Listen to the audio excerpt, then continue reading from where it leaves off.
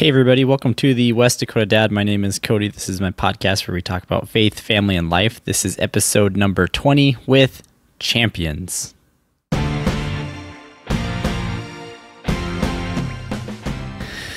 This episode is dedicated to my younger brother and sister's basketball teams, the Sundance Bulldogs.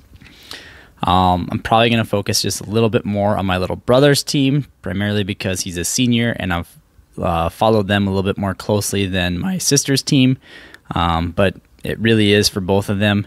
And it's not only that, but it's also for every high school athlete out there and also small town athletes. The reason why I say small town athletes is because there's something unique about smaller communities and the pride that they have in their high school athletic programs. I mean, you're greeted from a town that says, welcome to, whatever the town's name is, followed by you're in whatever the school mascot is territory. And sometimes they have a billboard that has all their state titles or whatever. Gas stations might have their windows chalked up along with parents' vehicles, and they might have a schedule in every single local business that they have there of the athletic programs. Some businesses might even close down on game day, and it's just a real unique environment when it comes to a small town and their athletic programs and the pride that they show. Not only that, but the athletes, I feel like, take a lot of pride in representing their town for the most part. And another unique thing, I'm just going to continue on here with small town athletes, is that a lot of times, depending on the size of the school, underclassmen might have to step up to varsity even if they're not ready for it, just so they can have enough people on the team. If you're an athlete at all, you might go out for all the sports so they can play, or you might have to co-op with another school. But nonetheless, that's what this episode's kind of for, is to recognize all those athletes, especially around this time of year when it's has to do with the ending of basketball season and state championships, regionals, and all that jazz. But with that being said, my younger brother and sister had the state basketball tournament down in Wyoming, and they both did very well as far as the teams go. And I just wanted to mention that the pressure that these kids go through is quite, it's a lot. Even if it wasn't for, parents' pressure, peer pressure, the school's pressure, the town's pressure, just as being athletes and their competitive drive, that adds all this extra pressure to these athletes, because most athletes, they want to finish their season or their high school career in sports with a championship. That's like the ultimate goal. And unfortunately, not everyone gets to experience that. And so my younger brother, I had found out before the state tournament, he was going through a little bit of anxiety, some nerves, knowing it's his senior year. Last year, they took second in the tournament, so they lost their last game of the season, and they wanted redemption really bad this year. And I knew that was carrying over, along with just, every moment leading up for the past 4 years that team has played together was just like a big tidal wave coming, and it wanted to crash down right onto the championship with a state title. So I had called him to try to help him with his nerves. And, I'm not a sports psychologist by any means, but I did play some sports, and I had learned some tricks to kind of help me along the way as far as dealing with pressure and anxiety or just nerves or whatever it is. And so I had told him that the best thing he can do, me knowing him as my younger brother, if he's anything like me, was to, if it's not game time or right before the game or whatever, he just needs to kind of take a step back and relax. So like during the school day, days before the state tournament, just try to keep your mind off basketball. Because if he's like me, he would think 100% on the game, and everything, and eventually he'd get either a migraine, he would wear himself out mentally, and he would probably wear himself out physically.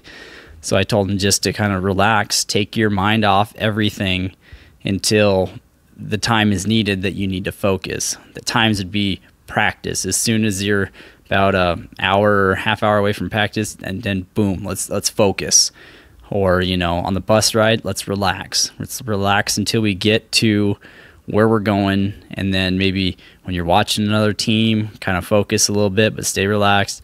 And when you're in the locker room before the game, you need to be focused. So I told him that you need to be able to turn it off and just relax, rest your brain and everything, but know how to turn it back on. And when you're relaxing, don't be thinking about other things that might take the place and add more stress, like planning for your future, college, girls, or whatever it might be that might distract you and make you more exhausted by thinking about something else that won't be easily to tune back into basketball when you need to. So that's the advice I gave him, and I think it kind of helped him out a little bit. Like I said, it's probably not the greatest advice, but it's advice that would have helped me if I would have found that out earlier in my high school sports career. So yeah, they had the state basketball tournament this last weekend. The first game, the boys did excellent. They played Grable, Wyoming. They ended up beating them, and the girls also won their first game against Lusk, I believe.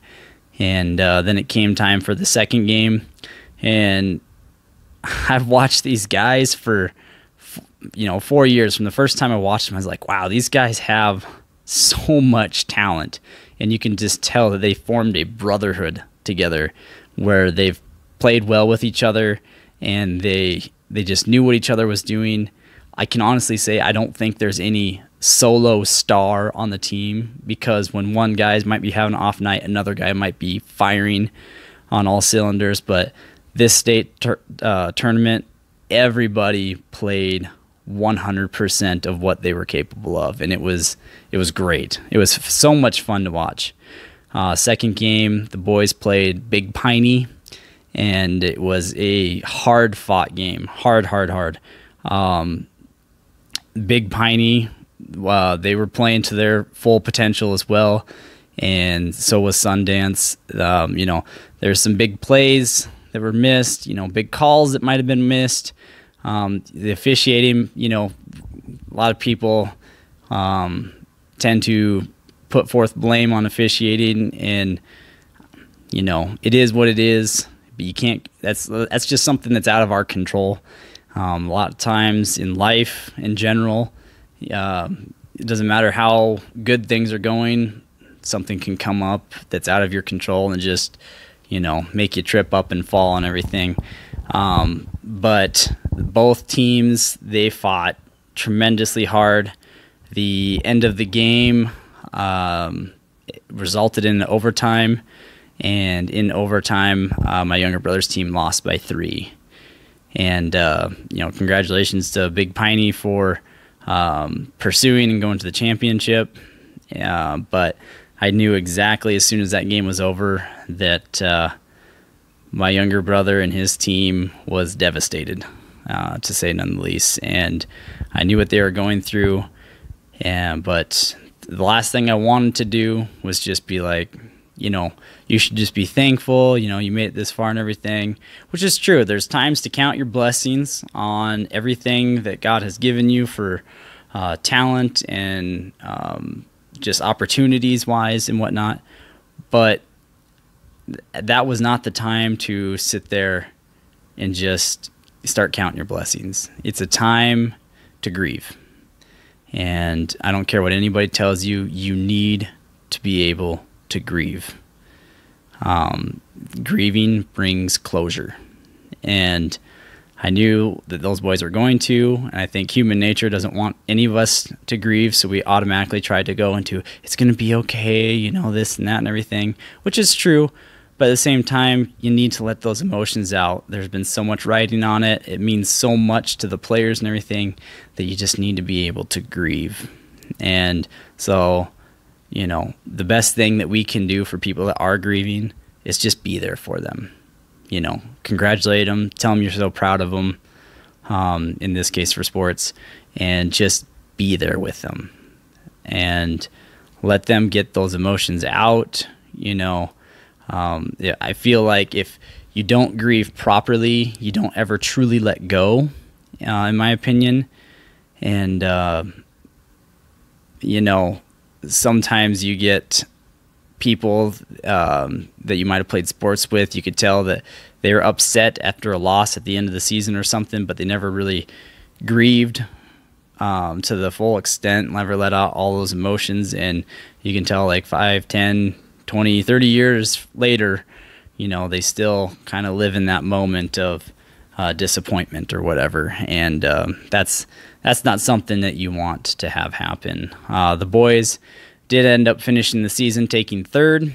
So this talented young group got second last year, got third this year. Most of them are seniors.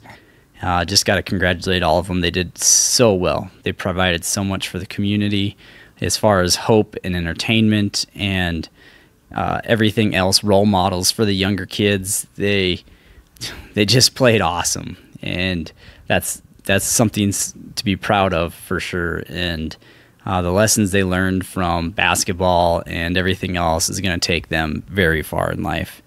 And also to the girls basketball team, they got third as well.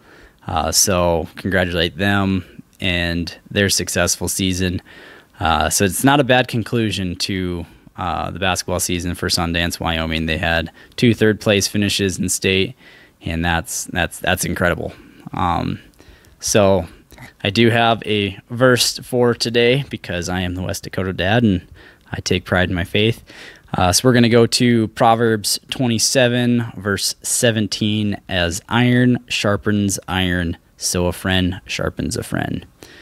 And that's exactly what I think these boys and girls did this weekend. And so once again, just congratulations to them. I know I'm really proud of my younger brother and his team, and along with my younger sister and her team as well. And I know the community's proud. I know that their parents are proud, and I hope the guys and girls were able to have a fun season together.